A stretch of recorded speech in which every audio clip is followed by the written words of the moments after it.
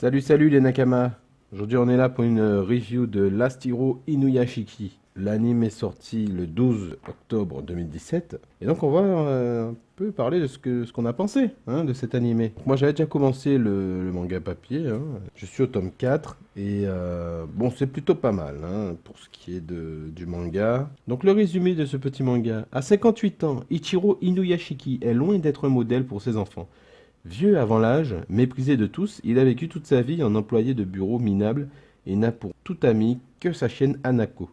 Comme si cela ne suffisait pas, on lui diagnostique un cancer en phase terminale lors d'un examen de routine. Sa vie est géniale. C'en est trop pour le pauvre vieillard. Alors qu'il pleure de désespoir dans un parc, en pleine nuit, une lumière aveuglante apparaît.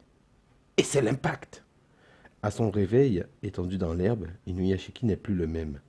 Il a été transformé en cyborg surpuissant, libre de faire ce qu'il veut de ses nouveaux pouvoirs, le meilleur comme le pire. Voilà. Donc voilà où on en est.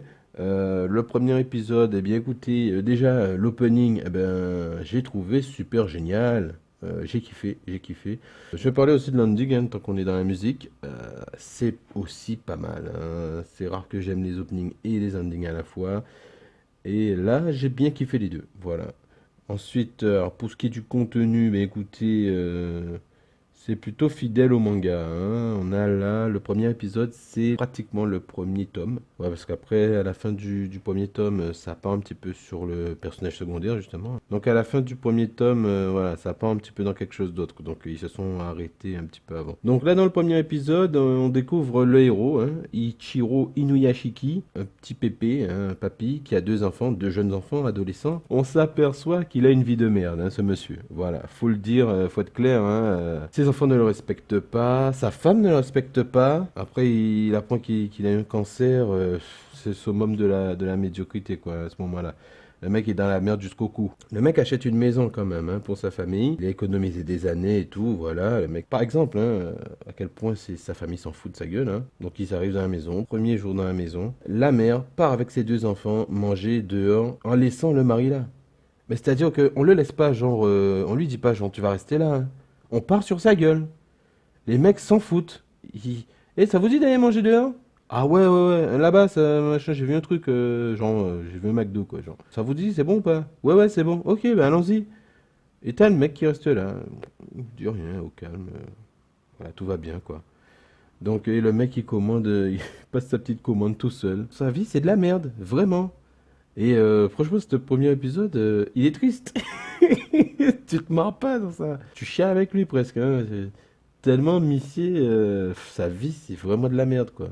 Je ne le redirai jamais assez parce que ça en devient pathétique, ça fait pitié, sérieux. Alors après, il va se promener parce que voilà, il est tellement mal, il n'arrive pas à parler à sa famille de sa maladie parce que il a l'impression que tout le monde s'en fout, justement. Il est conscient, le gars, il est conscient. Donc il s'en va, il va se promener, machin, et puis là, il se fait atomiser. Alors bon, il chiale un coup avec son chien, tout ça. Puis il remarque un deuxième homme à côté de lui. Quand soudain, boum, ils se font atomiser. Donc il se réveille le lendemain matin, tranquillement, tout va bien. Il rentre chez lui, personne ne demande où est-ce qu'il a passé la nuit, tout le monde s'en fout. Donc tu te demandes sûrement par quoi ils se font atomiser. Eh bien tout simplement un vaisseau alien qui apparaît devant eux et qui les extermine tout simplement par accident. Donc du coup là, alors on voit pas les aliens mais on les entend parler, qui disent il faut remplacer les corps pour pas qu'on se fasse repérer tout ça et puis il faut repartir. Alors je sais pas dans quoi ils étaient les mecs, mais ils étaient dans la merde eux aussi. Il leur restait plus que des cyborgs de combat pour remplacer les corps tout ça, donc ils ont pris l'ADN des gars machin pour reconstituer leur corps etc. Et voilà. Donc à la suite de ça, il découvre son corps petit à petit et il en vient à se demander est-ce qu'il est encore humain. À un moment, il ressent de la tristesse, de la peine, mais ses larmes ne coulent pas. Il se fait la réflexion. Donc du coup, voilà, il se pose des questions. Est-ce qu'il a encore son âme, finalement? Ou est-ce que c'est une simple machine?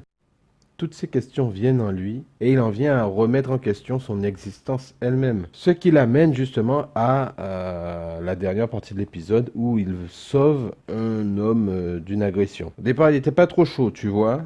Il se barrait déjà un petit peu. L'habitude, tu vois, de la fuite. Mais là, il a fait le choix de ne pas fuir et affronter le danger. Donc, il va sauver cet homme-là de l'agression et à la suite de ça, il va se rendre compte que ça lui a procuré du plaisir de sauver la vie de quelqu'un.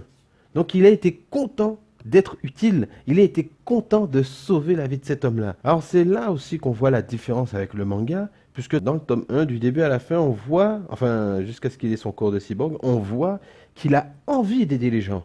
À plusieurs reprises, il se retrouve confronté à des gens qui se font agresser, mais il ne peut rien faire par rapport à sa condition physique. Hein? Il est vieux. Donc, il peut pas s'occuper des gens alors qu'il en a envie. Et à plusieurs moments, on le voit serrer le poing. Que là, dans l'anime, on voit pas trop ce truc-là. Alors, on le voit dans le métro. Il s'imagine tenir tête aux jeunes, mais il s'imagine juste. Alors que dans le manga, il y a cette scène-là. Il y a plusieurs autres scènes aussi. Où on le voit serrer du poing devant les situations. Donc forcément, la puissance du message qui est dans le sauvetage du SDF à la fin, elle est moindre. On nous a pas préparé à ça, tu vois. On nous a pas montrer le fait qu'il veuille tellement aider les gens. Alors quand il réalise son rêve d'aider les gens, il se sent vivant, le gars. Et il peut déclarer, tu vois, là, il a retrouvé, et c'est ça qui est beau, il a retrouvé son identité, le gars. Ouais, à la fin, il te dit, je suis Ichiro Inuyashiki. Le mec sait qui il est maintenant. Ça, c'est beau, ça. Bon, faut le dire quand même, Inuyashiki, il arrive pour sauver le SDF à la fin, c'est bad quand même, hein. Il arrive en post bad guy, tu vois ce que je veux dire? Boum! T'as une petite musique épique qui commence là, tu sens que ça va chauffer. Et puis, genre, il avance à la Goku, quoi, tu vois. Le mec est en post bad guy, le gars. Le mec est à fond. Genre, t'inquiète pas. Laisse-moi faire, je vais te sauver la mise. Et puis, bon, après, il se fait défoncer parce que, ben, même si c'est un cyborg, mais. Voilà, il sait pas se battre, le mec. Donc voilà, mais bon, ça finit bien en tout cas. Tout ça pour dire qu'il y a vraiment des moments badass. Il y a encore du moment badass dans ce que j'ai vu dans le manga. Donc s'il continue comme ça, franchement, ça peut faire de bonnes choses. Donc c'est très prometteur, moi j'attends la suite. Et puis peut-être qu'on fera une autre review sur les prochains épisodes. En tout cas, je vous dis à bientôt pour une prochaine vidéo. N'hésitez pas à lâcher un pouce en l'air, à vous abonner si ce n'est pas déjà fait, et à partager, hein, pour qu'on puisse accroître notre communauté et puis grandir ensemble et puis nous améliorer ensemble. Bon, on n'a pas plus de fonds qu'il y a quelques mois, mais en tout cas, l'envie de faire plus est là. Voilà. Donc, je vous dis à très bientôt. Ciao! 大切な人はもういますか遠いようで案外そばにいるよ君には僕が見えないんだろうけど忘れない